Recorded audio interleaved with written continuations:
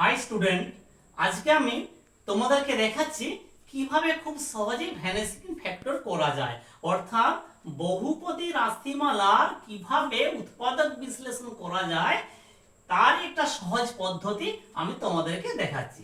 যেমন ধরো কোন একটি অঙ্কতে রইল x cube minus 19x minus 18।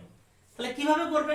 প্রথমে তোমাদের x এর মান প্লাস মাইনাস 1 কিংবা প্লাস মাইনাস 2 কিংবা প্লাস মাইনাস 3 যে কোনো একটা বসিয়ে যদি প্রদত্ত রাশিমালাটা 0 হয় তাহলে তার বিপরীত সংখ্যাটা হবে একটি উৎপাদক।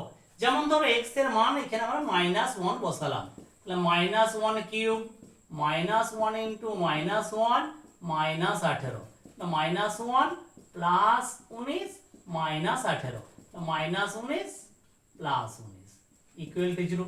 তাহলে মাইনাস 1 ধরে আমরা প্রদত্ত রাশিমালাটাকে 0 পেলাম। যেহেতু মাইনাস 1 ধরে প্রদত্ত রাশিমালাটা 0 হলো, সেজন্য x প্লাস 1 হলো এই রাশিমালার একটি উৎপাদক। তো প্রথমে কেমন লিখবে দেখো, প্রথমে সমান দাও x প্লাস 1 পরপর 3 বার লেখো, কিছুটা ফাঁকা রেখে পরপর 3 বার x প্লাস 1 লেখো। এবার উপর লাইনটা ফলো করো, মধ্য লাইনটা আবার প্রথমেই ফাঁকা রেখেছি। উপর লাইনটা ফলো করো, কি ছিল x কিউব, এখানে কত আছে x, তাহলে কত দিয়ে গুণ করলে আমরা x কিউব পাবো x স্কয়ার। তাহলে x স্কয়ার দিয়ে দুটোকে গুণ করো, x cube plus x square. ভালো করে ফলো করো, আমাদের প্রদত্ত রাশিমালাতে x স্কয়ারের কোনো পদ নেই, অতএব এটা কাটাতে হবে মাইনাস x স্কয়ার দিয়ে এটা কাটিয়ে দাও।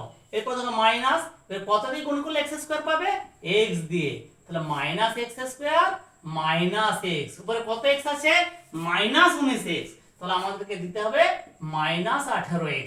এরপর দেখো মাইনাস 18 দিয়ে গুণ করো, মাইনাস 18x মাইনাস 18, তাহলে কি হলো x প্লাস 1 একটা উৎপাদক, আর এই তিনটে লিখবে, একটা হচ্ছে x square minus x minus 18।